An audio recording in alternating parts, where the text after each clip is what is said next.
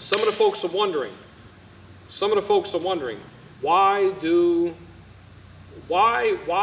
bother with polishing the metal, the aluminum? I'm going to tell you why. In the aviation world, just as in the trucking world or any world, aluminum degrades. Aluminum will degrade over time. It does corrode. It does cause problems. The structural integrity of it goes down and it dwindles. Gulfstream, for instance, sees that the aluminum polishing has to be done at least once a year. Once, maybe twice a year. It really goes by hours. On this particular aircraft, twice a year. So it goes by hours, okay? And the reason being is because it has to be airworthy. It actually goes underneath the maintenance of the aircraft. It actually borders that. So its appearance, and it looks beautiful, but it actually serves an actual purpose. Purpose is, as far as the airfoil, the air going over it, less drag, and also on top of that, corrosion control. Then the other thing is as well, when the ice settles on this wing heats up. The inside of this whole entire leading edge here, from the wing root all the way down to the winglet, the other side of the wing over here, the very tip, it heats up and it melts that ice off. If this aluminum is pitted or corroded or anything else, it doesn't work. The ice has a place for it to settle, it doesn't work. Also, as far as airflow and drag, it does make a difference, especially when you're looking at 100-foot wingspan, nearly 100-foot wingspan on the entire aircraft, and you have the winglets up top, the leading edge here, all the way over, and also up on the top of the tail and the stabilizer and whatnot. You're looking at a lot of surface area. It causes drag. Now, crossover, and you're looking at like the trucking industry, a lot of guys are thinking that, and a lot of companies may be thinking, well, it doesn't matter, well, acid wash it. Acid, hydrofluoric acid, and any acid, really, that you're washing these tanks with, the outsides of them, where it bubbles up and it has this chemical reaction, it's actually eating away and destroying the aluminum. It's not cleaning it, it's literally destroying it on a microscopic level, because aluminum is porous. It's like Swiss cheese when you look at it up close. So you're cleaning out the pores, you're making those pores bigger, you're making it open up, and then you're messing with the structural integrity of the entire tank. Just as if you were to use it on this aircraft, which you never would, it would actually cause a flaw in the structural integrity of the plane. Same thing when it comes to a tank. This thing flies in the air at 500, 400, 500 miles an hour at least, right? A truck is hauling fuel on the interstate and on the road. Equally important to maintain both things. So it goes hand in hand. So when we're polishing, we're doing a couple of different things. So when we're polishing, we're doing corrosion control. We're also making sure that the wings, and also the same thing with the tankers, are acting as they should, and they perform as they should. So when it comes to a tanker, for instance, if a piece of aluminum, this is just science, if a piece of aluminum is not polished, it absorbs 74% of the sun's radiation, which means heat. If it's a polished surface like this, it only absorbs 4%, not 74%, but 4%. Where did those numbers come from?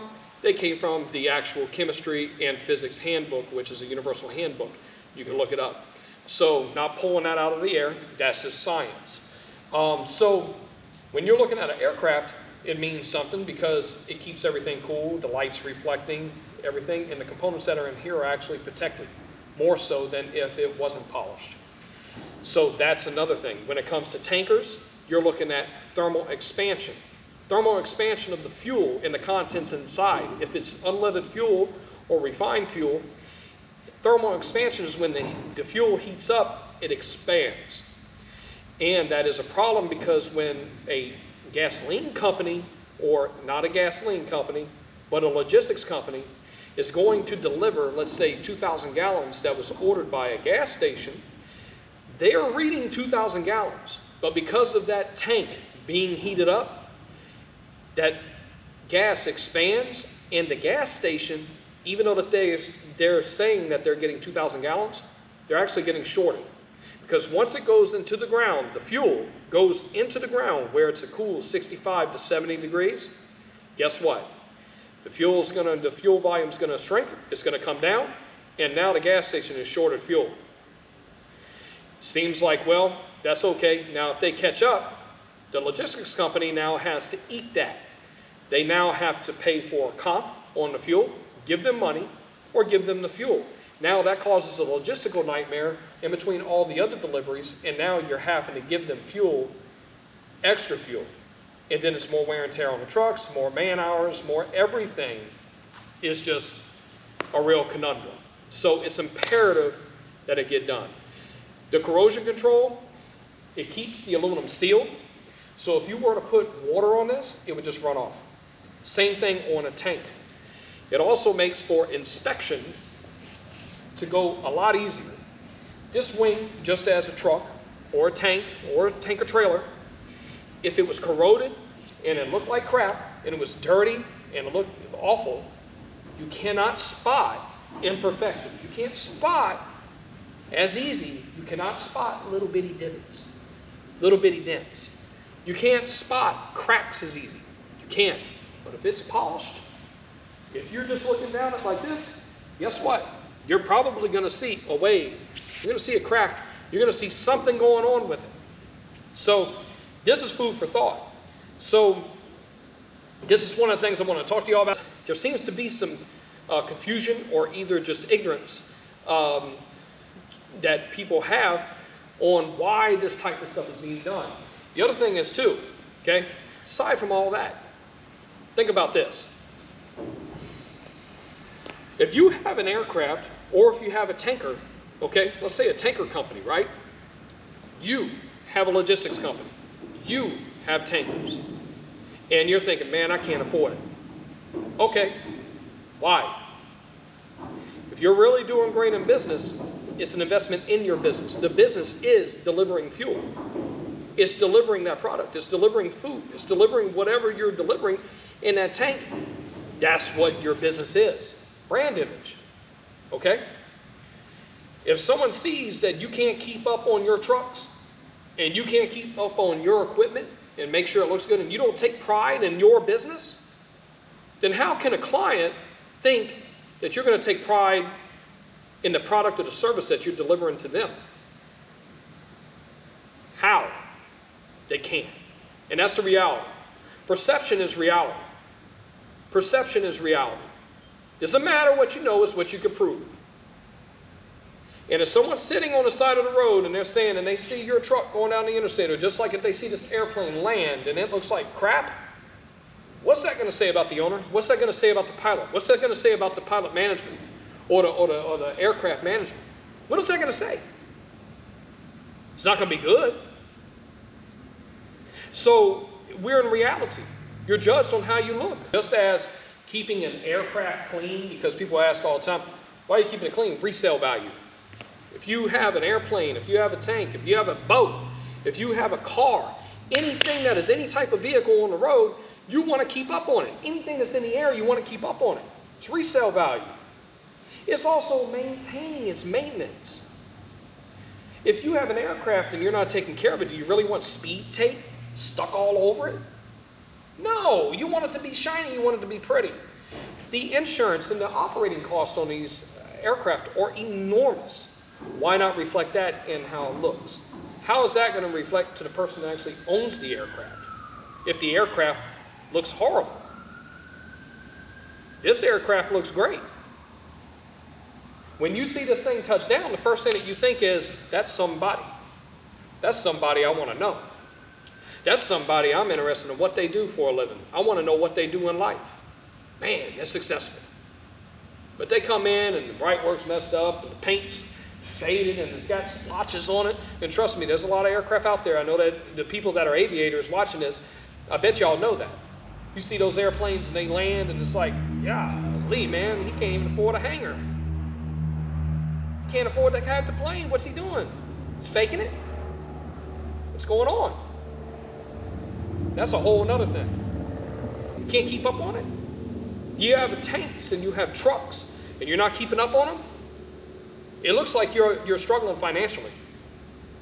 Especially when there's another trucking company or another aircraft owner that pulls up right next to you or goes down the road next to you or parks next to you on the airfield or pulls up in a hangar and you pay for hangar space and your aircraft looks like, you know, looks like a wet dog.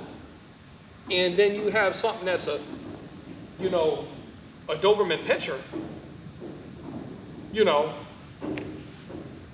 that's reality. You're judged. You're judged. So you have to think about multiple things. So it's maintenance, corrosion control, resale value, and then brand image. And if you have an aircraft like this, personal image, company image, corporate image. If you're an entertainer, if you're a sports team, if you're whatever you're doing, rappers, deal with some rappers, deal with the CEOs of some very, very large labels, which y'all probably know of from watching the channel, the biggest in the world, you know, and take care of their stuff. Take care of movie and TV personalities. This is an aircraft that belongs to one of those TV personalities. Wrote books and everything. Personal brand. When he lands, people look. So it's just food for thought. Hate to be so raw and uncut and so blunt and so frank, but since people do not understand, and if you're sitting there and you wonder, man, this is, don't understand it, there's multiple things. And I'm only touching on just the tip of the iceberg. Just the very, very, very, very tip of it. I haven't even dove deep yet. But we will in future videos. So this business is the only one of its kind in the world. It's not a franchise. It has been built on experience, which is all verifiable from movies and film on over to aviation. Pioneering aviation, the only aviation detailing business that is 100% mobile, that delivers services worldwide. No other aviation detailing business can claim that, being a mobile aviation detailing business. There is no other businesses like it. And when it comes to the trucking side, big rig tanker polishing, taking care of bobtails and tanker trailers, it's the only business to provide those services. Worldwide, nationwide, we deliver on time and actually ahead of schedule. Pride ourselves in that. When it comes to the marine side, yachts, small boats to mega yachts. We're talking 80 foot, 110 foot, 150 foot yachts. Being able to deliver those products, deliver those services to the client at their location with 100% confidentiality, unless they allow us to actually take video. Okay? And then at that point, share it with you on YouTube. So that's something that we do. We just don't do buffing and waxing. Like for instance, when it comes to yachts, we do everything from steaming the interiors, polishing the wood, if it's faded, polishing all the woodwork.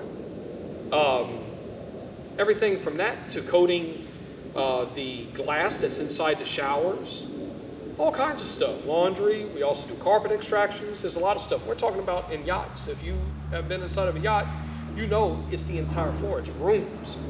So we offer services that are way outside the box, dealing with teak, stuff like that. When it comes to aircraft, we're dealing with carbon fiber, Brightwork, leather repair, paint touch-ups, so much of a vast array of things, polishing the wood on the inside of these beautiful, beautiful aircraft. Just like the car that's behind the camera right now, keeping all that special materials, the carbon fiber, the mahogany wood, the leather, regardless if it's elk leather or ostrich or alligator or mink. We deal with taxidermy. We deal with a lot of different things that are outside the box that no other company does. And the business is structured in such a way, that there are no other businesses like it. We work in movies and film. We cater to movie stars, to film sets, to production companies, to politicians, to Saudi royalty, fire departments, to police departments, to you name it, nonprofit organizations, to oil companies, gas companies, you name it. And everything's verifiable on the channel. So That's what Exquisitemad is. It's not just a detailing business. It is a multifaceted services business. It's multifaceted service business is what it is. And also, we produce products. We have wash systems. The products that are used on here to maintain it are all Exquisitemad products. So they're all made, they're all blended for Exquisitemad, for our applications, regardless if it's for paint, polishing and waxing, or if it's Brightwork polishing and metal polishing or aluminum polishing, or even if it's down to the tire shine that we use on the tires. It's all proprietary. The methods, the processes, everything. Protected by a United States trademark is protected. WIPO is protected. So, hope you all enjoyed